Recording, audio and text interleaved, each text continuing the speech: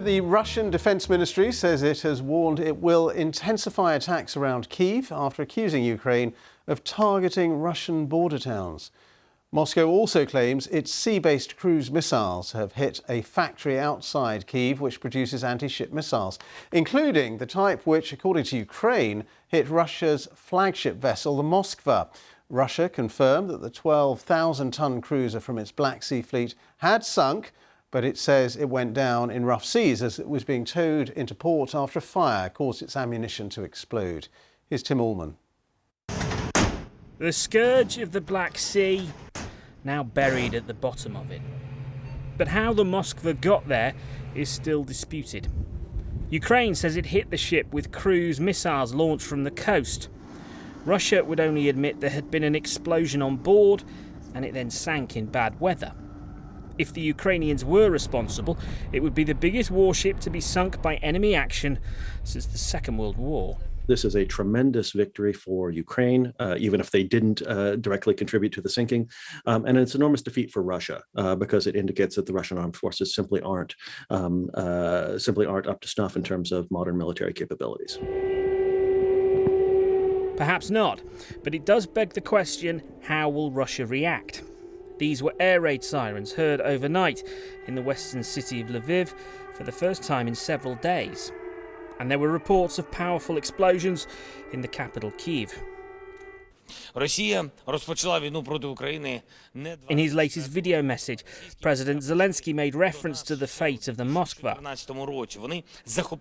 He praised the Ukrainian people, those who stopped the advance of endless columns of Russian equipment, those who proved that Russian planes were defenceless, and those who proved that Russian ships can only go to the bottom of the sea.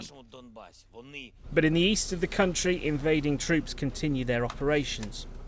The Ukrainian government fears their main goal now is to destroy the Donbass region. Russia may have sustained a heavy defeat, but it is still very much in this war. Tim Allman, BBC News. Well, our correspondent in Moscow, Jenny Hill, has been telling me what the Russians are saying about that ship sinking. The statement from the authorities says that the ship sank while it was being towed back to port in stormy seas. They say that it had suffered significant damage, in particular to its hull, following a fire and explosion of ammunition on board. Interestingly, this morning, state television hasn't really dwelt on the topic beyond citing that particular statement from the authorities. The statement from the authorities actually came too late to make it into the paper editions of the morning newspapers, but their online editions are starting now to include a little bit more in the way of commentary, and some of them are talking about what could have caused this fire, very much sticking to the authorities' script and noting that perhaps this ship, some 40 years old of course, had rather outdated and inefficient fire fighting systems on board. So very much sticking to the Kremlin script. Certainly no official response to the suggestion from Ukraine that its missiles were responsible for sinking the ship. And speaking about scripts, obviously very different scripts throughout this war from the Ukrainian side and the Russian side, from Kyiv and from Moscow. What is the latest, though, that the Russian Defense Ministry is saying about the war in general? We've actually had another update from them this morning. They say that Moscow plans to increase the frequency and the scale of strikes on facilities in Kyiv in retaliation for what it says are Ukrainian attacks on Russian territory. This has been building for the last couple of days. It follows a similar threat a couple of nights ago.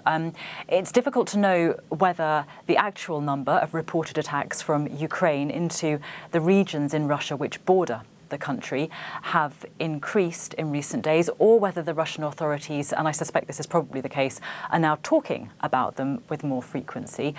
Many of these attacks, as we put it, are unverified. It's very difficult to get independent information about what's happening there. But the Russian authorities have started talking a lot about Ukrainian strikes on Russian soil. And yesterday, officials in one region said that low-flying Ukrainian military helicopters had conducted airstrikes on a residential area, leaving some 7 civilians injured and some residential buildings damaged.